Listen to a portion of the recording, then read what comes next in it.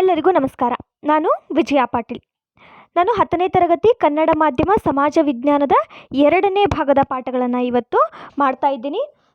ನೀವಿನ್ನೂ ನಮ್ಮ ಟೆಲಿಗ್ರಾಮ್ ಚಾನಲ್ಗೆ ಐಡಿಯಾಸ್ ಫೋರಮ್ನ ಟೆಲಿಗ್ರಾಮ್ ಚಾನಲ್ಗೆ ಜಾಯ್ನ್ ಆಗದೇ ಇದ್ದರೆ ಡಿಸ್ಕ್ರಿಪ್ಷನಲ್ಲಿ ನೀಡಿರುವಂತಹ ಲಿಂಕ್ಗೆ ಹೋಗಿ ಜಾಯ್ನ್ ಆಗಬಹುದು. ಹೀಗೆ ಜಾಯ್ನ್ ಆಗೋದ್ರ ಮುಖಾಂತರ ನೀವು ಪಡ್ಕೊಳ್ಬಹುದಾದಂತಹ ಉಪಯೋಗಗಳು ಅಂದರೆ ಕ್ವಿಜ್ಗಳನ್ನು ನಡೆಸ್ತಾರೆ. ಪ್ರತಿ ವಿಡಿಯೋಗಳನ್ನು ಮಾಡಿರ್ತಾರಲ್ಲ ಅದರ PDF ಗಳು ಅಲ್ಲಿ ದೊರೀತವೆ. ಅದೇ ರೀತಿ ದಿನಪತ್ರಿಕೆಗಳನ್ನು ಚರ್ಚೆ ಮಾಡ್ತಾರೆ, ದಿನಪತ್ರಿಕೆಗಳು ದೊರೀತವೆ. ಅದೇ ರೀತಿ ಇತ್ತೀಚಿನ ಮಾಹಿತಿಗಳನ್ನು ಸಹ ಅಪ್ಲೋಡ್ ಮಾಡ್ತಾರೆ. ಅದೇ ರೀತಿ ನಿಮ್ಗೇನಾದರೂ ಡೌಟ್ಸ್ಗಳಿದ್ದರೆ ಐಡಿಯಾಸ್ ಫೋರಮ್ನ ಅಧ್ಯಾಪಕರೊಂದಿಗೆ ಚರ್ಚೆ ನಡೆಸಿ ನಿಮ್ಮ ಪ್ರಶ್ನೆಗಳಿಗೆ ನೀವು ಉತ್ತರನ ಕಂಡ್ಕೋಬಹುದು. ಅದೇ ರೀತಿ ನಮ್ಮ ಐಡಿಯಾಸ್ ಫೋರಮ್ ಯೂಟ್ಯೂಬ್ ಚಾನಲ್ಗೆ ಹೇಗೆ ಸಬ್ಸ್ಕ್ರೈಬ್ ಮಾಡೋದಂದರೆ ಯೂಟ್ಯೂಬ್ಗೆ ಹೋಗಿ ಐಡಿಯಾಸ್ ಫೋರಮ್ ಅಂತ ಸರ್ಚ್ ಮಾಡಿ ಅಲ್ಲಿ ನಮ್ಮ ಚಾನಲ್ಗೆ ನೀವು ಸಬ್ಸ್ಕ್ರೈಬ್ ಮಾಡ್ಬೋದು. ಈಗಾಗಲೇ ಐಡಿಯಾಸ್ ಫೋರಮ್ ತಂಡ ಲಾಂಚ್ ಮಾಡಿರುವಂತಹ ಕೋರ್ಸ್ಗಳ ವಿವರ ಹೀಗಿದೆ. ಎಲ್ಲ NCERT ವಿಡಿಯೋಗಳು, geography, history, science, polity, economics ಎಲ್ಲ ಪಾಠಗಳನ್ನು ಅಪ್ಲೋಡ್ ಮಾಡ್ತಿದ್ದಾರೆ. ಅದೇ ರೀತಿ DSCRT ಸೋಷಿಯಲ್ ಸೈನ್ಸ್ನ ನಾನು ಮಾಡ್ತಾ ಇದ್ದೀನಿ. ಈಗ 10ನೇ ತರಗತಿ 6th to 12th ನಾವು ಟಾರ್ಗೆಟ್ ಇಟ್ಕೊಂಡಿರೋದು. ಈಗ 10ನೇ ತರಗತಿಯ ಪಾಠಗಳನ್ನು ನಾನು ಮಾಡ್ತಾ ಇದ್ದೀನಿ. ಅದೇ ರೀತಿ ತಮಿಳುನಾಡು ರಾಜ್ಯದ ಪಠ್ಯಪುಸ್ತಕದ ವಿಡಿಯೋಗಳು, GK ಟ್ರಿಕ್ಸ್ನ ವಿಡಿಯೋಗಳು, 1000ಕ್ಕೂ ಅಧಿಕ ಪ್ರಶ್ನೆ ಪತ್ರಿಕೆಗಳನ್ನು ಚರ್ಚೆ ನಡೆಸಿದಂತಹ ವಿಡಿಯೋಗಳು ಸಹ ನಿಮಗಲ್ಲಿ ದೊರೀತವೆ. ಅದೇ ರೀತಿ ಎಡಿಷ್ನಲಿ ನಾವು 10ನೇ ತರಗತಿ ವಿದ್ಯಾರ್ಥಿಗಳಿಗಾಗಿ ಕ್ವಶನ್ ಪೇಪರ್ನ ಡಿಸ್ಕಸ್ ಮಾಡ್ತೀವಿ. ಸಮಾಜ ವಿಜ್ಞಾನ ಪ್ರಶ್ನೆ ಪತ್ರಿಕೆಗಳು ಫ್ರಮ್ 2017 to 2020 20 ಕ್ವಶನ್ ಪೇಪರ್ಗಳಲ್ಲಿ ಆಯಾ ಪಾಠಗಳ ಮೇಲೆ ಬಂದಂಥ ಕ್ವಶನ್ಗಳನ್ನು ನಾವಿಲ್ಲಿ ಡಿಸ್ಕಸ್ ಮಾಡ್ತೀವಿ. ಸಮಾಜ ವಿಜ್ಞಾನ 2020, ಸಮಾಜ ವಿಜ್ಞಾನ 2019, 2018, 2017 ಹೀಗೆ 20 ಕ್ವಶನ್ ಪೇಪರ್ಗಳನ್ನು ನಾವಿಲ್ಲಿ ಡಿಸ್ಕಸ್ ಮಾಡ್ತೀವಿ. ಇವತ್ತು ನಾವು 10ನೇ ತರಗತಿ ವಿದ್ಯಾರ್ಥಿಗಳಿಗಾಗಿ ವಿಶೇಷವಾಗಿ 20 ಕ್ವಶನ್ ಪೇಪರ್ಗಳಲ್ಲಿ ಈ 10ನೇ ತರಗತಿ ಸಮಾಜ ವಿಜ್ಞಾನ ಭಾಗ 2ರ ಇತಿಹಾಸ ವಿಭಾಗದ ಅಧ್ಯಾಯ 8 ಗಾಂಧಿಯುಗ ಮತ್ತು ರಾಷ್ಟ್ರೀಯ ಹೋರಾಟ ಅನ್ನುವಂಥ ಪಾಠದ ಮೇಲೆ ಯಾವ್ಯಾವ ಕ್ವಶನ್ಸ್ಗಳು ಬಂದಿವೆ ಮತ್ತು ಅವುಗಳಿಗೆ ಏನು ಆನ್ಸರ್ ಬರೀಬೇಕು ಅನ್ನೋದನ್ನು ಹೇಳ್ಕೊಡ್ತೀವಿ. ಈ ವಿಡಿಯೋನ ಹೆಚ್ಚೆಚ್ಚಾಗಿ 10ನೇ ತರಗತಿ ವಿದ್ಯಾರ್ಥಿಗಳಿಗೆ ಶೇರ್ ಮಾಡೋದ್ರಿಂದ ಈ ವಿಡಿಯೋಗಳ ಉಪಯೋಗಗಳನ್ನು ಅವರು ಪಡ್ಕೊಳ್ಬಹುದು. ಇದು 10ನೇ ತರಗತಿ ವಿದ್ಯಾರ್ಥಿಗಳಿಗಾಗಿ 2017ರಿಂದ 2020ರವರೆಗೆ 20 ಕ್ವಶನ್ ಪೇಪರ್ಗಳಲ್ಲಿ ಬಂದಂತಹ ಕ್ವಶನ್ಸ್ಗಳು.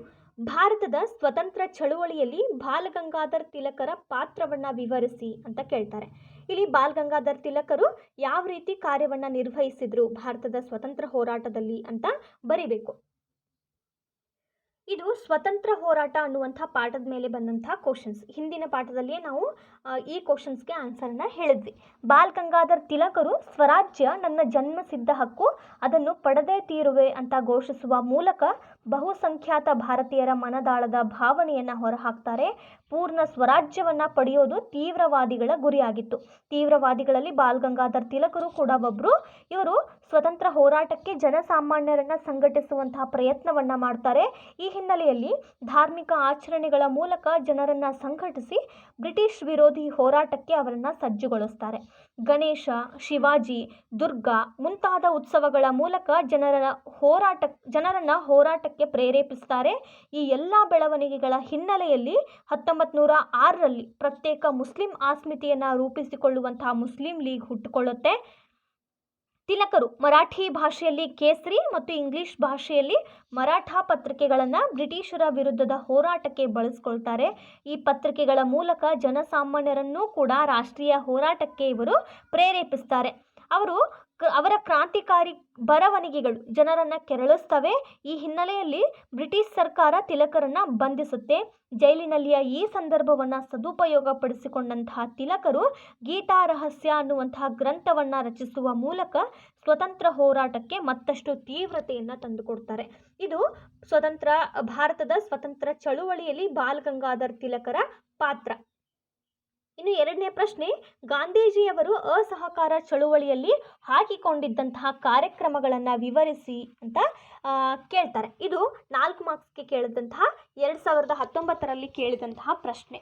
ಈ ಪ್ರಶ್ನೆಗೆ ಉತ್ತರ ಶಾಲಾ ಕಾಲೇಜುಗಳನ್ನು ಮತ್ತು ನ್ಯಾಯಾಲಯಗಳನ್ನು ಬಹಿಷ್ಕರಿಸುವುದು, 1919 ಕಾಯ್ದೆಯನ್ವಯ ಪ್ರಾಂತೀಯ ಶಾಸನ ಸಭೆಗಳಿಗೆ ನಡೆಯುವಂತಹ ಚುನಾವಣೆಯನ್ನು ಬಹಿಷ್ಕರಿಸುವುದು, ಬ್ರಿಟಿಷರು ನೀಡಿದ ಗೌರವ ಪದವಿಗಳನ್ನು ಮತ್ತು ಸ್ಥಾನಗಳನ್ನು ವಾಪಸ್ಸು ಮಾಡೋದು, ಸ್ಥಳೀಯ ಸಭೆಗಳಿಗೆ ನಾಮನಿರ್ದೇಶನಗೊಂಡಂತಹ ಸದಸ್ಯರು ರಾಜೀನಾಮೆಯನ್ನು ನೀಡೋದು, ಸರ್ಕಾರಿ ಕಾರ್ಯಕ್ರಮಗಳಲ್ಲಿ ಭಾಗವಹಿಸದೆ ಬಹಿಷ್ಕರಿಸುವುದು, ವಿದೇಶಿ ವಸ್ತುಗಳನ್ನು ಬಹಿಷ್ಕರಿಸುವುದು.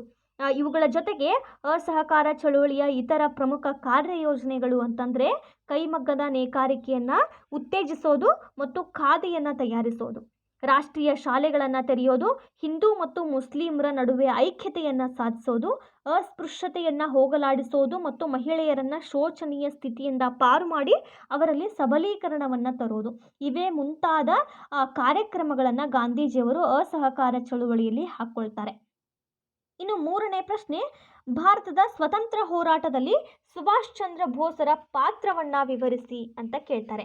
ಸುಭಾಷ್ ಚಂದ್ರ ಬೋಸರು ದೇಶದಲ್ಲಷ್ಟೇ ಅಲ್ಲ, ವಿದೇಶದಲ್ಲಿ ಇದ್ದಂತಹ ಭಾರತೀಯರನ್ನು ಸಂಘಟಿಸಿ ಭಾರತದ ಸ್ವಾತಂತ್ರ್ಯ ಹೋರಾಟಕ್ಕೆ ಪ್ರಯತ್ನಿಸ್ತಾರೆ. ಗಾಂಧೀಜಿಯವರ ಸೌಮ್ಯ ಹೋರಾಟಕ್ಕೆ ಪರ್ಯಾಯವಾಗಿ 30ರ ದಶಕದ ಪ್ರಾರಂಭದಲ್ಲಿ ವಿದೇಶದಲ್ಲಿ ನೆಲೆಗೊಂಡಂತಹ ಭಾರತೀಯರನ್ನು ಸಂಘಟಿಸಿ ಬ್ರಿಟಿಷರ ವಿರುದ್ಧ ಹೋರಾಡುವ ಪ್ರಯತ್ನದಲ್ಲಿ ಇವರು ಇರ್ತಾರೆ. ಇವರು ವಿವಿಧ ದೇಶಗಳ ನಗರಗಳಾದಂತಹ ವಿಯೆನ್ನಾ, ಬರ್ಲಿನ್, ರೋಮ್, ಇಸ್ತಾಂಬುಲ್ ಮುಂತಾದ ಕಡೆಗಳಲ್ಲಿ ಪ್ರವಾಸವನ್ನು ಬೆಳೆಸಿ ತಾಯ್ನಾಡಿಗೆ ತಮ್ಮ ಬೆಂಬಲವನ್ನು ನೀಡೋದಕ್ಕೆ ಪ್ರೇರೇಪಿಸ್ತಾರೆ. ಇನ್ನು 1934ರ ವೇಳೆ ಜವಾಹರ್ಲಾಲ್ ನೆಹರು ಮತ್ತು ಸುಭಾಷ್ ಚಂದ್ರ ಬೋಸರು ಕಾಂಗ್ರೆಸ್ ಪಕ್ಷದ ಒಳಗಡೆ ಕಾಂಗ್ರೆಸ್ ಸಮಾಜವಾದಿ ಪಕ್ಷವನ್ನು ಸ್ಥಾಪಿಸ್ತಾರೆ.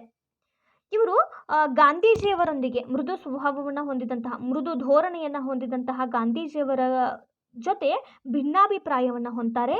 1938ರ ಕಾಂಗ್ರೆಸ್ ಹರಿಪುರ ಅಧಿವೇಶನದಲ್ಲಿ ಸುಭಾಷ್ ಚಂದ್ರ ಬೋಸರು ಗಾಂಧೀಜಿಯವರ ವಿರೋಧದ ನಡುವೆಯೂ ಕಾಂಗ್ರೆಸ್ನ ಅಧ್ಯಕ್ಷರಾಗಿ ಆಯ್ಕೆಯಾಗ್ತಾರೆ. ಗಾಂಧೀಜಿಯವರ ಕಾರ್ಯವಿಧಾನದಿಂದ ಬೇಸರಗೊಂಡಂತಹ ಇವರು ಕಾಂಗ್ರೆಸ್ನಿಂದ ಹೊರಬಂದು ಫಾರ್ವರ್ಡ್ ಬ್ಲಾಕ್ ಅನ್ನುವಂತಹ ಹೊಸ ಪಕ್ಷವನ್ನು ಕಟ್ಟುತ್ತಾರೆ. ಅದರ ಜೊತೆಗೆ ಬ್ರಿಟಿಷ್ ವಿರೋಧಿ ಶಕ್ತಿಗಳ ಒಡಗೂಡಿ ಬ್ರಿಟಿಷ್ ವಿರುದ್ಧ ಹೋರಾಡೋದಕ್ಕೆ ಬಯಸಿ ಅವರು ಗೃಹ ಬಂಧನದಿಂದ ತಪ್ಪಿಸ್ಕೊಳ್ತಾರೆ. ಇವರು ಗೃಹ ಬಂಧನದಲ್ಲಿರ್ತಾರೆ. ಗೃಹ ಬಂಧನದಿಂದ ತಪ್ಪಿಸ್ಕೊಂಡು ಜರ್ಮನಿಗೆ ತೆರಳ್ತಾರೆ. ಜರ್ಮನಿಯ ಸರ್ವಾಧಿಕಾರಿಯಾದಂತಹ ಹಿಟ್ಲರ್ ಇವರಿಗೆ ಸಹಾಯವನ್ನು ನೀಡುವಂತಹ ಭರವಸೆಯನ್ನು ಸೂಚಿಸಿದಾದ ಮೇಲೆ ಜರ್ಮನಿಯಲ್ಲಿ ಇದ್ದಂತಹ ಭಾರತೀಯ ಯುದ್ಧ ಕೈದಿಗಳನ್ನು ಬಿಡುಗಡೆ ಮಾಡಿ ಅವರನ್ನು ಸಜ್ಜುಗೊಳಿಸ್ತಾರೆ. ಆಜಾದ್ ಹಿಂದ್ ರೇಡಿಯೋದ ಮೂಲಕ ತಮ್ಮ ಭಾಷಣಗಳನ್ನು ಭಾರತೀಯರಿಗೆ ಪ್ರಸಾರ ಮಾಡ್ತಾರೆ. ಯುದ್ಧದಲ್ಲಿ ಜಪಾನಿನ ಯಶಸ್ಸನ್ನು ತಿಳಿದು ಅದರ ಸಹಾಯದಿಂದ ಭಾರತದ ಬಿಡುಗಡೆಯ ಸಾಧ್ಯತೆಗೆ ಸಂಬಂಧಿಸಿದಂತೆ ರಾಸ್ ಬಿಹಾರಿ ಬೋಸ್ರವರ ಜೊತೆಗೂಡಿ ಇಂಡಿಯನ್ ಇಂಡಿಪೆಂಡೆನ್ಸ್ ಲೀಗ್ ಸೇನಾ ವಿಭಾಗವನ್ನು ಭಾರತೀಯ ರಾಷ್ಟ್ರೀಯ ಸೇನೆ ಅಂತ ಕರೆದು ಮುಂದೆ ಅದರ ನಾಯಕರು ಕೂಡ ಸುಭಾಷ್ ಚಂದ್ರ ಬೋಸ್ರು ಆಗ್ತಾರೆ. ದೆಹಲಿ ಚಲೋಗೆ ಕರೆ ನೀಡ್ತಾರೆ. ಬ್ರಿಟಿಷರ ಕೈಯಲ್ಲಿದ್ದಂತಹ ದೆಹಲಿಯನ್ನು ವಶ ಮಾಡಿಕೊಳ್ಳೋದಕ್ಕೆ INA ಒಡಗೂಡಿ INAದೊಂದಿಗೆ ಸಾವಿರಾರು ಯೋಧರು ದೆಹಲಿಯನ್ನು ಆಕ್ರಮಿಸ್ತಾರೆ. ಈ ಹಿನ್ನೆಲೆಯಲ್ಲಿ ಸುಭಾಷರ ಆದೇಶದಂತೆ ಸಶಸ್ತ್ರ ಹೋರಾಟವನ್ನು ಅವರು ಬರ್ಮಾದ ಗಡಿಯಿಂದ ಆರಂಭ ಮಾಡ್ತಾರೆ. ಬ್ರಿಟಿಷರು ಮತ್ತು INA ನಡುವೆ ನಡೆದಂತಹ ತೀವ್ರತರವಾದ ಯುದ್ಧದ ಸಂದರ್ಭದಲ್ಲಿ ಆಕಸ್ಮಿಕವಾಗಿ ಸುಭಾಷ್ ಚಂದ್ರ ಬೋಸ್ರು ವಿಮಾನ ಅಪಘಾತದಲ್ಲಿ ಮಡಿತಾರೆ. ಇದು ಭಾರತದ ಸ್ವತಂತ್ರ ಹೋರಾಟದಲ್ಲಿ ಸುಭಾಷ್ ಚಂದ್ರ ಬೋಸರ ಪಾತ್ರ. ಇನ್ನು 4ನೇ ಪ್ರಶ್ನೆ, ಭಾರತದ ಸ್ವತಂತ್ರ ಚಳುವಳಿಯಲ್ಲಿ ಅಸಹಕಾರ ಚಳುವಳಿಯನ್ನು ವಿವರಿಸಿ ಅಂತ ಕೇಳ್ತಾರೆ. ಅಸಹಕಾರ ಚಳುವಳಿ ಅಂತಂದರೆ ಬ್ರಿಟಿಷರಿಗೆ ಸಹಕಾರ ನೀಡದೇ ಇರೋದು. ಹಲವಾರು ಕಾರ್ಯಕ್ರಮಗಳನ್ನು ಕೈಗೊಂಡಿದ್ದನ್ನು ನಾವು ಹಿಂದಿನ ಕ್ವಶನಲ್ಲಿ ಹೇಳಿದ್ವಿ. ಅಸಹಕಾರ ಚಳುವಳಿಯ ಸಂದರ್ಭದಲ್ಲಿ ಕೆಲವೊಂದು ಬೆಳವಣಿಗೆಗಳಾಗ್ತವೆ. ದೇಶಬಂಧು ಚಿತ್ತರಂಜನ್ ದಾಸ್, ಮೋತಿಲಾಲ್ ನೆಹರು, ರಾಜೇಂದ್ರ ಪ್ರಸಾದ್ ಮುಂತಾದವರು ಹಿರಿಯ ವಕೀಲರಾಗಿರ್ತಾರೆ. ತಮ್ಮ ವಕೀಲ ವೃತ್ತಿಯನ್ನು ಅವರು ಬಿಡ್ತಾರೆ. ವಿದ್ಯಾರ್ಥಿಗಳು ಶಾಲಾ ಕಾಲೇಜುಗಳನ್ನು ತೊರೀತಾರೆ. ಅಭ್ಯರ್ಥಿಗಳನ್ನು ಚುನಾವಣೆಗೆ ನಿಲ್ಲಿಸದೆ ಕಾಂಗ್ರೆಸ್ 1919ರ ಕಾಂಗ್ರೆಸ್ ಕಾಯ್ದೆಯ ಅಡಿಯಲ್ಲಿ ಪ್ರಾಂತ್ಯಗಳಿಗೆ ನಡೆದ ಚುನಾವಣೆಯನ್ನು ಬಹಿಷ್ಕರಿಸುತ್ತೆ. ಕಾಶಿ ವಿದ್ಯಾಪೀಠ, ಗುಜರಾತ್ನ ವಿದ್ಯಾಪೀಠ, ಬಿಹಾರ್ ವಿದ್ಯಾಪೀಠ ಮತ್ತು ಜಾಮಿಯಾ ಮಿಲಿಯಾ ಇಸ್ಲಾಮಿಯಾ ರಾಷ್ಟ್ರೀಯ ವಿದ್ಯಾಲಯಗಳನ್ನು ಸ್ಥಾಪಿಸಲಾಗುತ್ತೆ. ರವೀಂದ್ರನಾಥ್ ಠಾಗೂರರು ತಮ್ಮ ನೈಟ್ಹುಡ್ ಪದವಿಯನ್ನು ಬ್ರಿಟಿಷ್ ಸರ್ಕಾರಕ್ಕೆ ಹಿಂದಿರುಗಿಸ್ತಾರೆ. ಮಹಿಳೆಯರೂ ಸೇರಿದಂತೆ ಜನಸಾಮಾನ್ಯರು ಕಾಂಗ್ರೆಸ್ ಹೋರಾಟಕ್ಕೆ ದೇಣಿಗೆಯನ್ನು ನೀಡ್ತಾರೆ. ವಿದೇಶಿ ವಸ್ತುಗಳನ್ನು ಮಾರಾಟ ಮಾಡುವ ಅಂಗಡಿಗಳ ಮುಂದೆ ಮುಷ್ಕರವನ್ನು ನಡೆಸಲಾಗುತ್ತೆ ಮತ್ತು ವಿದೇಶಿ ಬಟ್ಟೆಗಳನ್ನು ಸುಡಲಾಗುತ್ತೆ. 1921ರಲ್ಲಿ ಪ್ರಿನ್ಸ್ ಆಫ್ ವೇಲ್ಸ್ ರಾಜ್ಕುಮಾರ ಬರುವ ಕಾರ್ಯಕ್ರಮವನ್ನು ವಿರೋಧಿಸಲಾಗುತ್ತೆ. ಅಸಹಕಾರ ಚಳುವಳಿ ನಡೆದದ್ದು 1920 ಸೆಪ್ಟೆಂಬರ್ 4ರಂದು. ಅದರ ಗೊತ್ತುವಳಿಯನ್ನು ಅನುಮೋದಿಸಲಾಗುತ್ತೆ. ಅಹಿಂಸೆಯ ಮೂಲಕ ಸ್ವರಾಜ್ಯಗಳಿಗೆ ಬ್ರಿಟಿಷರ ನಿರ್ದಯಿ ಆಡಳಿತದ ವಿಕೃತ ಸ್ವರೂಪವನ್ನು ಜನರಿಗೆ ಪರಿಚಯಿಸೋದು ಹಾಗೂ ಮುಖ್ಯವಾಗಿ ಜಲಿಯನ್ ವಾಲಾಬಾಗ್ ಹತ್ಯಾಕಾಂಡಗಳು ಇನ್ನೆಂದೂ ನಡೀಬಾರ್ದು ಅನ್ನುವಂತಹ ಆಶಯದೊಂದಿಗೆ ಸಹಕಾರ ಚಳುವಳಿ ಪ್ರಾರಂಭ ಆಗುತ್ತೆ. ರೌಲತ್ ಕಾಯ್ದೆಯನ್ನು ಬ್ರಿಟಿಷ್ ಸರ್ಕಾರ ಹಿಂತೆಗೆದುಕೊಳ್ಳೋದು ಮತ್ತು ಹೊಸ ರಾಜಕೀಯ ಸುಧಾರಣೆಗಳನ್ನು ಜಾರಿಗೊಳಿಸುವ ಮೂಲಕ ಸ್ವರಾಜ್ಯವನ್ನು ಭಾರತಕ್ಕೆ ನೀಡಬೇಕು ಅನ್ನುವಂತಹ ಪ್ರಮುಖ ಬೇಡಿಕೆಯೊಂದಿಗೆ ಅಸಹಕಾರ ಚಳುವಳಿ ಪ್ರಾರಂಭ ಆಗುತ್ತೆ. ಇದಕ್ಕೆ ಬೆಂಬಲವನ್ನು ಸೂಚಿಸಿದಂಥ ಪ್ರಮುಖ ನಾಯಕರುಗಳು ತಮ್ಮ ಪದವಿಗಳನ್ನು ಹಿಂದಿರುಗಿಸ್ತಾರೆ, ತಮ್ಮ ಪ್ರಶಸ್ತಿಗಳನ್ನು ನಿರಾಕರಿಸ್ತಾರೆ, ಗೌರವಗಳನ್ನು ಹಿಂದಿರುಗಿಸ್ತಾರೆ. ಮಹಿಳೆಯರು ಕೂಡ ಹೋರಾಟದಲ್ಲಿ ಭಾಗವಹಿಸ್ತಾರೆ. ಇದರ ಪರಿಣಾಮ ಅಷ್ಟೊಂದು ಗಂಭೀರ ಆಗದೇ ಇದ್ದರೂ ಕೂಡ ಪ್ರಮುಖವಾಗಿ ರಾಷ್ಟ್ರೀಯ ಹೋರಾಟ ಜನರ ಹೋರಾಟವಾಗಿ ರೂಪಾಂತರ ಆಗುತ್ತೆ. ಕಾಂಗ್ರೆಸ್ ಪ್ರಣೀತ ಚಳುವಳಿ ಕ್ರಾಂತಿಕಾರಕ ಆಯಾಮಗಳನ್ನು ಪಡೆದುಕೊಳ್ಳುತ್ತೆ. ಹಿಂದೂ ಮುಸ್ಲಿಂ ಭ್ರಾತೃತ್ವವನ್ನು ತಾತ್ಕಾಲಿಕವಾಗಿ ಆದರೂ ಸೃಷ್ಟಿ ಮಾಡುತ್ತೆ. ರಾಷ್ಟ್ರೀಯ ಹೋರಾಟ ನಗರಗಳನ್ನು ದಾಟಿ ಗ್ರಾಮಾಂತರ ಪ್ರದೇಶಗಳಿಗೂ ಕೂಡ ಹಬ್ಬೋದಕ್ಕೆ ಪ್ರಾರಂಭ ಆಗುತ್ತೆ. ಅಸ್ಪೃಶ್ಯತೆ ನಿವಾರಣೆ, ಮಹಿಳೆಯರಿಗೂ ಸಾರ್ವಜನಿಕ ಸ್ಥಳಗಳಲ್ಲಿ ಪ್ರವೇಶ ಮುಂತಾದ ಗಮನಿಸಬೇಕಾದ ಪರಿಣಾಮಗಳು ಅಸಹಕಾರ ಚಳುವಳಿಯಿಂದ ಆಗುತ್ತೆ. ಇನ್ನು 5ನೇ ಪ್ರಶ್ನೆ, ರಾಷ್ಟ್ರೀಯ ಸ್ವತಂತ್ರ ಸಂಗ್ರಾಮದಲ್ಲಿ ರೈತರು ಸಂಘಟಿಸಿದ ಪ್ರತಿಭಟನೆಗಳು ಪ್ರಮುಖವಾದವೆಂದು ವಿವರಿಸಿ ಅಂತ ಕೇಳ್ತಾರೆ. ಹೇಗೆ ಈ ಅಸಹಕಾರ ಚಳುವಳಿ, ಕಾನೂನು ಭಂಗ ಚಳುವಳಿ ಆದವು, ರೈತರು ಕೂಡ ಪ್ರತಿಭಟನೆಯನ್ನು ಮಾಡ್ತಾರೆ. ಇವು ರೈತರ ಚಳುವಳಿಯೂ ಕೂಡ ಸ್ವತಂತ್ರ ಸಂಗ್ರಾಮದಲ್ಲಿ ಪ್ರಮುಖವಾಗಿ ನಿಲ್ತವೆ. ಸ್ವತಂತ್ರ ಸಂಗ್ರಾಮದಲ್ಲಿ ರೈತ ಸಂಘಟನೆಗಳ ಪ್ರತಿಭಟನೆಗಳು ಕೂಡ ಪ್ರಮುಖವಾಗಿ ನಿಲ್ಲುತ್ತೆ. ಈ ಸಂಘಟನೆಗಳಲ್ಲಿ ಕೆಲವು ರಾಷ್ಟ್ರೀಯ ಕಾಂಗ್ರೆಸ್ನಿಂದ ಪ್ರಭಾವಿತ ಆದರೆ ಕೆಲವು ಸಂಘಟನೆಗಳು ಮಾರ್ಕ್ಸ್ ವಾದದಿಂದ ಪ್ರಭಾವಿತ ಆಗಿರ್ತವೆ. ಬ್ರಿಟಿಷ್ ಆಡಳಿತದ ಅವಧಿಯಲ್ಲಿ ಜಮೀನ್ದಾರರು ಮತ್ತು ಯುರೋಪಿಯನ್ ಪ್ಲಾಂಟರ್ಗಳ ವಿರುದ್ಧ ರೈತರು ಹಲವಾರು ಕಡೆ ದಂಗೆ ಏಳ್ತಾರೆ. ಚಂಪಾರಣ್ಯದ ಜಿಲ್ಲೆಯಲ್ಲಿ ನೀಲಿ ಬೆಳೆಯೋದನ್ನು ವಿರೋಧಿಸ್ತಾರೆ. ಭೂಕಂದಾಯದ ವಿರುದ್ಧ ಹರತಾಳಗಳನ್ನು ನಡೆಸ್ತಾರೆ. ರಾಷ್ಟ್ರೀಯ ಹೋರಾಟದ ಭಾಗವಾಗಿ ರೈತರನ್ನು ಸಂಘಟಿಸುವ ಪ್ರಯತ್ನವನ್ನು ಭಾರತೀಯ ರಾಷ್ಟ್ರೀಯ ಕಾಂಗ್ರೆಸ್ ಮಾಡುತ್ತೆ. ಚಂಪಾರಣ್ಯ, ಖೇಡಾ ಮುಂತಾದ ಪ್ರದೇಶಗಳ ರೈತರು ಕಾರ್ಯಚಟುವಟಿಕೆಗಳಲ್ಲಿ ಗಾಂಧೀಜಿಯವರ ಪ್ರಭಾವವನ್ನು ತೆಗೆದುಕೊಂಡು ಹೋರಾಟವನ್ನು ಮಾಡ್ತಾರೆ. ಭಾರತೀಯ ರಾಷ್ಟ್ರೀಯ ಕಾಂಗ್ರೆಸ್ ಪ್ರಭಾವದಿಂದ ತೇಬಾಗ, ಮಲ್ಬಾರ್ ಮೊದಲಾದೆಡೆ ಶೋಷಣೆಗೆ ಒಳಗಾಗಿದ್ದಂತಹ ರೈತರು ತೀವ್ರವಾಗಿ ಜಮೀನ್ದಾರರು ಮತ್ತು ಬ್ರಿಟಿಷರ ವಿರುದ್ಧ ಬಂಡೇಳ್ತಾರೆ. ಅಸಹಕಾರದ ಆಂದೋಲನ, ಕರ ನಿರಾಕರಣೆ, ಕ್ವಿಟ್ ಇಂಡಿಯಾ ಚಳುವಳಿಗಳಲ್ಲಿ ರೈತರ ಸಮಸ್ಯೆಗಳು ಬೆರೀತವೆ. ಹಲವಾರು ಹೋರಾಟಗಳು ಎಡಪಂಥೀಯ ವಿಚಾರಧಾರೆಗಳಿಂದ ರಚನೆಗೊಂಡು ಕಿಸಾನ್ ಸಭಾದಡಿ ಸಂಘಟನೆ ಹೊಂದುತ್ತವೆ. ಹೋರಾಟಗಳು ಕೆಲವೊಮ್ಮೆ ಕಾಂಗ್ರೆಸ್ನೊಂದಿಗೆ, ಕೆಲವೊಮ್ಮೆ ಕಾಂಗ್ರೆಸ್ನ ವಿರುದ್ಧವಾದ ನಿಲುವನ್ನು ಹೊಂದಿರ್ತಾ ಇದ್ವು. ತೆಲಂಗಾಣದ ರೈತ ಹೋರಾಟವು ಜಮೀನ್ದಾರರು ಮತ್ತು ನಿಜಾಮರ ರಜಾಕರ ವಿರುದ್ಧ ಪ್ರತಿಭಟಿಸಿತು. ಬಂಗಾಳದ ರೈತರು ಜಮೀನ್ದಾರರ ಶೋಷಣೆ ವಿರುದ್ಧ ದಂಗೆ ಏಳ್ತಾರೆ. ಮಹಾರಾಷ್ಟ್ರದಲ್ಲಿ ರೈತರು ಕಡಿಮೆ ಕೂಲಿ ವಿರುದ್ಧ ಚಳುವಳಿಯನ್ನು ನಡೆಸ್ತಾರೆ. ಇವಿಷ್ಟು ರಾಷ್ಟ್ರೀಯ ಸ್ವತಂತ್ರ ಸಂಗ್ರಾಮದಲ್ಲಿ ರೈತರು ಸಂಘಟಿಸಿದ ಪ್ರತಿಭಟನೆಗಳು. ಇನ್ನು 6ನೇ ಪ್ರಶ್ನೆ, ಎ ಪಟ್ಟಿಯನ್ನು ಬಿ ಪಟ್ಟಿಯೊಂದಿಗೆ ಸರಿಹೊಂದಿಸಿ ಅಂತ ಕೇಳ್ತಾರೆ. ಮೌಂಟ್ ಬ್ಯಾಟನ್ ವೈಸ್ರಾಯ್ ಆಗಿ ಬಂದಂಥವರು, ಗವರ್ನರ್ ಜನರಲ್. ಇನ್ನು ಜವಾಹರ್ಲಾಲ್ ನೆಹರು ಸ್ವತಂತ್ರ ಭಾರತದ ಪ್ರಥಮ ಪ್ರಧಾನಮಂತ್ರಿ ಆಗಿರ್ತಾರೆ.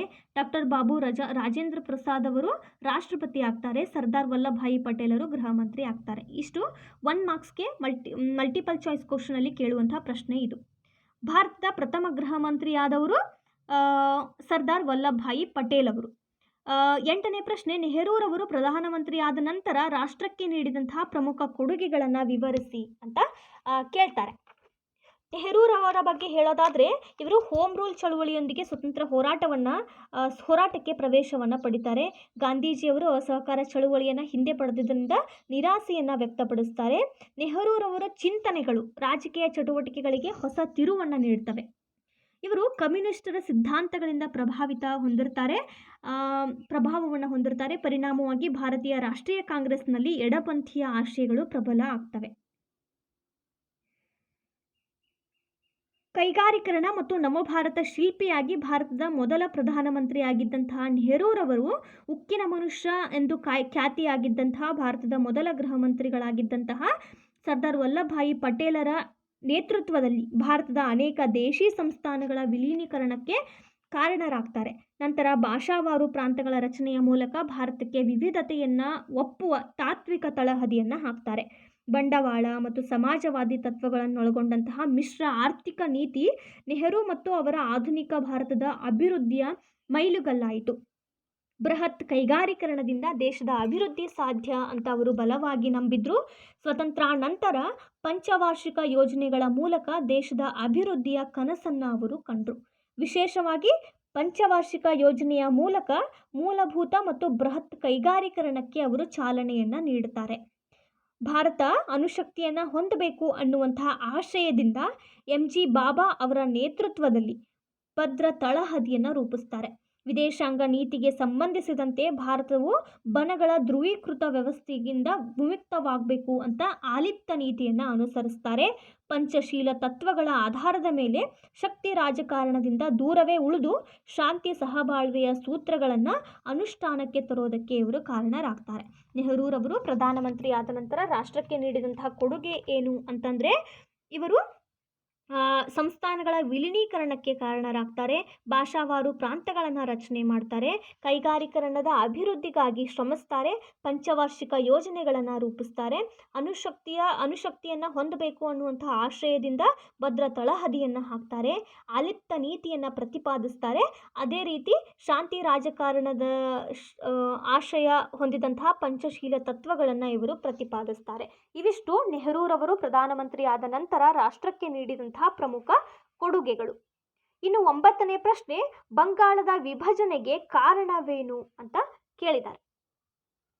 ಇದು ಹಿಂದಿನ ಪಾಠದಲ್ಲಿ ಸ್ವತಂತ್ರ ಹೋರಾಟ ಅನ್ನುವಂತಹ ಪಾಠದಲ್ಲಿ ಬಂದಂತಹ ಕ್ವಶನ್. ಅದಕ್ಕೆ ಅಲ್ಲಿ ಆನ್ಸರ್ ಮಾಡಿದ್ದೀವಿ. ಇನ್ನು 10ನೇ ಪ್ರಶ್ನೆ, ಭಾರತದ ಉಕ್ಕಿನ ಮನುಷ್ಯ ಯಾರು? ಸರ್ದಾರ್ ವಲ್ಲಭಭಾಯಿ ಪಟೇಲ್ರವರು. 11ನೇ ಪ್ರಶ್ನೆ, ಡಾಕ್ಟರ್ BR ಅಂಬೇಡ್ಕರ್ ಅವರ ಸಾಮಾಜಿಕ ಸಮಾನತೆ ಕಾಳಜಿಯನ್ನು ಉದಾಹರಣೆಯೊಂದಿಗೆ ವಿವರಿಸಿ ಅಂತ ಕೇಳ್ತಾರೆ. ಡಾಕ್ಟರ್ BR ಅಂಬೇಡ್ಕರ್ ಅವರು ಸಮಾಜದ ಕಟ್ಟಕಡೆಯ ವ್ಯಕ್ತಿಗಾಗಿ ಹೋರಾಡಿದವರು. ಡಾಕ್ಟರ್ BR ಅಂಬೇಡ್ಕರ್ ಅವರನ್ನು ಸಂವಿಧಾನದ ಶಿಲ್ಪಿ ಅಂತ ಕೇಳ್ತಾರೆ. ಸಾಮಾಜಿಕ ಸಮಾನತೆ ಇಲ್ಲದೆ ರಾಜಕೀಯ ಸ್ವಾತಂತ್ರ್ಯ ಅರ್ಥಹೀನ ಅಂತ ಡಾಕ್ಟರ್ BR ಅಂಬೇಡ್ಕರ್ ಅವರು ಬಲವಾಗಿ ನಂಬಿದ್ರು. ಅವರು ಭಾರತವನ್ನು ಕೇವಲ ಒಂದು ರಾಜಕೀಯ ಪರಿಕಲ್ಪನೆಯಾಗಿ ಕಾಣದೆ ಒಟ್ಟಾರೆ ಮುಖವನ್ನು ಪರಿಚಯಿಸ್ತಾರೆ. ಇವರು ಜಾತಿ ವ್ಯವಸ್ಥೆಯ ಬಗ್ಗೆ ಅಧ್ಯಯನವನ್ನು ನಡೆಸಿ ಅದರ ವಿನಾಶಕ್ಕೆ ಹೋರಾಟಗಳನ್ನು ರೂಪಿಸ್ತಾರೆ. ಅಸ್ಪೃಶ್ಯರು ಕನಿಷ್ಠ ಮಟ್ಟದ ಅವಕಾಶಗಳಿಂದಲೂ ಕೂಡ ವಂಚಿತರಾಗೋದನ್ನು ನಿರೂಪಿಸಲು ಮಹದ್ ಕೆರೆ ಮತ್ತು ಕಾಲಾರಾಮ್ ದೇವಾಲಯಗಳ ಚಳುವಳಿಗಳನ್ನು ರೂಪಿಸ್ತಾರೆ. ಈ ಮಹದ್ ಕೆರೆ ಮತ್ತು ಕಾಲಾರಾಮ್ ದೇವಾಲಯಗಳ ಚಳುವಳಿಗಳನ್ನು ಇವು ಡಾಕ್ಟರ್ BR ಅಂಬೇಡ್ಕರ್ ಅವರ ಸಾಮಾಜಿಕ ಸಮಾನತೆ ಕಾಳಜಿಯನ್ನು ವಿವರಿಸ್ತವೆ.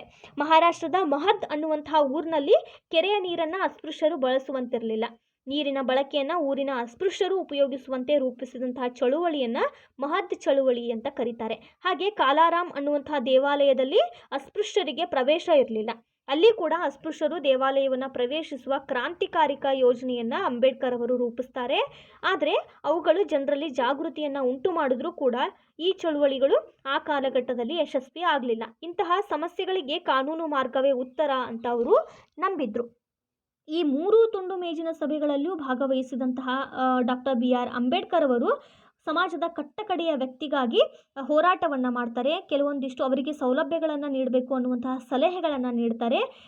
ಅಸ್ಪೃಶ್ಯರಿಗೆ ಪ್ರತ್ಯೇಕ ಮತಗಟ್ಟೆಯ ಒಂದು ಬೇಡಿಕೆಯನ್ನು ಕೂಡ ಈ ದುಂಡು ಮೇಜಿನ ಸಭೆಯ ಮುಂದೆ ಇಡ್ತಾರೆ. ಇದಕ್ಕಾಗಿಯೇ ಗಾಂಧೀಜಿ ಮತ್ತು ಅಂಬೇಡ್ಕರ್ ಅವರ ಮಧ್ಯೆ ಭಿನ್ನಾಭಿಪ್ರಾಯಗಳು ನಡೀತವೆ. ನಂತರ ಪೂನಾ ಒಪ್ಪಂದ ಆಗುತ್ತೆ ಡಾಕ್ಟರ್ BR ಅಂಬೇಡ್ಕರ್ ಮತ್ತು ಗಾಂಧೀಜಿಯವರ ಮಧ್ಯೆ. ಸ್ವತಂತ್ರ ಭಾರತದ ಮುನ್ನೋಟದ ದಿಕ್ಸೂಚಿಯಾಗಿ ಭಾರತದ ಸಂವಿಧಾನವನ್ನು ರಚಿಸಬೇಕಾಗಿ ಬರುತ್ತೆ. ಡಾಕ್ಟರ್ ಬಾಬು ರಾಜೇಂದ್ರ ಪ್ರಸಾದ್ ಅವರು ಸಂವಿಧಾನ ಸಭೆಯ ಅಧ್ಯಕ್ಷರಾದರೆ ಸಂವಿಧಾನ ಕರಡು ಸಮಿತಿಯ ಅಧ್ಯಕ್ಷರಾದವರು ಡಾಕ್ಟರ್ BR ಅಂಬೇಡ್ಕರ್ ಅವರು. ಸಂವಿಧಾನದಲ್ಲಿ ಸಮಾನತೆಯನ್ನು ಪ್ರತಿಪಾದಿಸಿ ಅಸ್ಪೃಶ್ಯತಾ ಆಚರಣೆ ವಿರುದ್ಧ ಕಾನೂನಿನ ರಕ್ಷಣೆಯನ್ನು ಒದಗಿಸ್ತಾರೆ. ಅಸ್ಪೃಶ್ಯತಾ ಆಚರಣೆಯನ್ನು ಅಪರಾಧ ಅಂತ ಭಾರತ ಸಂವಿಧಾನ ಪರಿಗಣಿಸುತ್ತೆ. ಇದು ಇಲ್ಲಿ ಡಾಕ್ಟರ್ BR ಅಂಬೇಡ್ಕರ್ ಅವರು ಯಶಸ್ವಿಯಾಗ್ತಾರೆ. ಹೀಗೆ ಡಾಕ್ಟರ್ BR ಅಂಬೇಡ್ಕರ್ ಅವರು ಸಾಮಾಜಿಕ ಸಮಾನತೆಯ ಕಾಳಜಿಯನ್ನು ಹೊಂದಿರ್ತಾರೆ. ಇನ್ನು 12ನೇ ಪ್ರಶ್ನೆ, ಸ್ವತಂತ್ರ ಚಳುವಳಿಯಲ್ಲಿ ಉದಾರ ರಾಷ್ಟ್ರೀಯವಾದದ ಕಾಲವನ್ನು ವಿವರಿಸಿ ಅಂತ ಕೇಳ್ತಾರೆ. ಲಿಬರಲ್ ನ್ಯಾಷನಲಿಸಮ್ ಅಂತಂದರೆ ಇದು ಮಂದಗಾಮಿಗಳ ಕಾಲ ಅಂತ ಹೇಳಲಾಗುತ್ತೆ. ಇದನ್ನು ನಾವು ಹಿಂದಿನ ಸ್ವತಂತ್ರ ಹೋರಾಟ ಅನ್ನುವಂತಹ ಪಾಠದಲ್ಲಿ ಮಂದಗಾಮಿಗಳು ಅಂತ ಏನು ಸ್ಟಡಿ ಮಾಡಿದ್ವಿ, ಅಲ್ಲಿ ಲಿಬರಲ್ ನ್ಯಾಷನಲಿಸಮ್ ಅನ್ನೋ ಕಾಲವನ್ನು ಕೂಡ ವಿವರಿಸಿದ್ವಿ. ಅಂತಂದರೆ ಭಾರತದಲ್ಲಿ ಬ್ರಿಟಿಷ್ ಆಳ್ವಿಕೆಯಿಂದಾದಂತಹ ದುಷ್ಪರಿಣಾಮಗಳನ್ನು ಮೊಟ್ಟ ಮೊದಲನೇ ಬಾರಿಗೆ ಮಂದಗಾಮಿಗಳು ಕೂಲಂಕುಷವಾಗಿ ಅವಲೋಕಿಸ್ತಾರೆ. 1885ರಿಂದ 1905ರವರೆಗಿನ ನಡುವಿನ ಕಾಲಘಟ್ಟವನ್ನು ಮಂದಗಾಮಿಗಳ ಯುಗ ಅಂತ ಕರೀಲಾಗುತ್ತೆ. ಇಲ್ಲಿ ದಾದಾಬಾಯಿ ನವರೋಜಿಯವರು ಸಂಪತ್ತಿನ ಸೋರಿಕೆ ಸಿದ್ಧಾಂತವನ್ನು ಪ್ರತಿಪಾದಿಸ್ತಾರೆ. ಅದೇ ರೀತಿ R.C. ದತ್ ಅವರು ಕೂಡ ತಮ್ಮ ಕೃತಿಗಳ ಮೂಲಕ ಭಾರತದ ಸಂಪತ್ತನ್ನು ಬ್ರಿಟಿಷರು ಬರಿದು ಮಾಡಿದಂತಹ ರೀತಿಯನ್ನು ವಿವರಿಸ್ತಾರೆ. ಹೀಗೆ ಮಂದಗಾಮಿಗಳು ಕೂಡ ಸ್ವತಂತ್ರ ಹೋರಾಟಕ್ಕೆ ಹಲವಾರು ಕೊಡುಗೆಗಳನ್ನು ನೀಡ್ತಾರೆ. ಆದರೆ ತೀವ್ರವಾದಿಗಳು ಇವರನ್ನು ರಾಜಕೀಯ ಭಿಕ್ಷುಕರು ಅಂತ ಕರಿತಾ ಇರ್ತಾರೆ. ಯಾಕಂದರೆ W.C. ಬ್ಯಾನರ್ಜಿ ಆಗಿರಲಿ, M.G. ರಾಂಡೆ, ಸುರೇಂದ್ರನಾಥ್ ಬ್ಯಾನರ್ಜಿ, ದಾದಾಬಾಯಿ ನವರೋಜಿ, ಗೋಪಾಲಕೃಷ್ಣ ಗೋಖಲೆ ಇವರು ಪ್ರಮುಖವಾಗಿ ಬ್ರಿಟಿಷ್ ಆಳ್ವಿಕೆ ಮತ್ತು ನ್ಯಾಯಪರತೆಯಲ್ಲಿ ನಂಬಿಕೆಯನ್ನು ಇಟ್ಟಿದ್ರು. ಸಂವಿಧಾನದ ಚೌಕಟ್ಟಿನೊಳಗೆ ಪ್ರಾರ್ಥನೆ ಮತ್ತು ಮನವಿಗಳ ಮೂಲಕ ತಮ್ಮ ಬೇಡಿಕೆಗಳನ್ನು ಸರ್ಕಾರದ ಮುಂದೆ ಇಡ್ತಾ ಇದ್ರು. ಮಂದಗಾಮಿಗಳು ಜನರಲ್ಲಿ ರಾಜಕೀಯ ಎಚ್ಚರವನ್ನು ತರುವಂತಹ ಪ್ರಯತ್ನವನ್ನು ಮಾಡ್ತಾರೆ. ಈ ರೀತಿ ಬೇಡಿಕೆಯಿಂದ ನಮಗೆ ಸ್ವತಂತ್ರ ಸಿಗೋದಿಲ್ಲ ಅಂತ ಅರಿತಂತಹ ತೀವ್ರಗಾಮಿಗಳು ಮಂದಗಾಮಿಗಳನ್ನು ವಿರೋಧಿಸ್ತಾರೆ. ಈ ರಾಷ್ಟ್ರೀಯ ಕಾಂಗ್ರೆಸ್ನಲ್ಲಿ ಒಡಕು ಮೂಡುತ್ತೆ. ಮಂದಗಾಮಿಗಳು ಮತ್ತು ತೀವ್ರಗಾಮಿಗಳು ಅಂತ ಎರಡು ಬಣಗಳು ರೂಪಿತ ಆಗ್ತವೆ. ಹೀಗೆ ಈ 20 ವರ್ಷಗಳು ರಾಷ್ಟ್ರೀಯ ಕಾಂಗ್ರೆಸ್, ಭಾರತೀಯ ರಾಷ್ಟ್ರೀಯ ಕಾಂಗ್ರೆಸ್ ಡಿಸೆಂಬರ್ 1885ರಲ್ಲಿ ಬಾಂಬೆ ನಗರದಲ್ಲಿ ಹುಟ್ಟುಕೊಳ್ಳುತ್ತೆ. ಅಲ್ಲಿಂದ 20 ವರ್ಷಗಳ ಕಾಲ 1885ರಿಂದ 1905ರವರೆಗೆ ಈ ಮಂದಗಾಮಿಗಳ ಯುಗವನ್ನು ಕಾಲವನ್ನು ಉದಾರ ರಾಷ್ಟ್ರವಾದದ ಕಾಲ ಅಥವಾ ಲಿಬರಲ್ ನ್ಯಾಷನಲಿಸಮ್ ಅಂತ ಕರಿತಾ ಇದ್ರು. ಇವಿಷ್ಟು 10ನೇ ತರಗತಿ ವಿದ್ಯಾರ್ಥಿಗಳಿಗಾಗಿ ಕ್ವಶನ್ ಪೇಪರ್ಗಳಲ್ಲಿ ಬಂದಂತಹ ಕ್ವಶನ್ಸ್ಗಳು. ಈ ವಿಡಿಯೋನ ಹೆಚ್ಚೆಚ್ಚು 10ನೇ ತರಗತಿ ವಿದ್ಯಾರ್ಥಿಗಳಿಗೆ ಶೇರ್ ಮಾಡೋದ್ರ ಮೂಲಕ ಅವರು ಈ ವಿಡಿಯೋದ ಒಂದು ಉಪಯೋಗವನ್ನು ಪಡ್ಕೊಳ್ಳುವಂತೆ ಮಾಡಿ. ಈ ವಿಡಿಯೋ ನಿಮಗೆ ಇಷ್ಟ ಆಗಿದ್ರೆ ಲೈಕ್ ಮಾಡಿ, ಶೇರ್ ಮಾಡಿ ಮತ್ತು ಸಬ್ಸ್ಕ್ರೈಬ್ ಮಾಡಿ. ಯೂಟ್ಯೂಬ್ನಲ್ಲಿ ಐಡಿಯಾಸ್ ಫೋರಮ್ ಅಂತ ಸರ್ಚ್ ಮಾಡೋದ್ರ ಮೂಲಕ ನೀವು ನಮ್ಮ ಚಾನಲ್ಗೆ ಸಬ್ಸ್ಕ್ರೈಬ್ ಮಾಡಬಹುದು. ವಿಡಿಯೋಸ್ಗಳಿಗೆ ಲೈಕ್ ಮಾಡಿ, ಶೇರ್ ಮಾಡಿ. Thank you.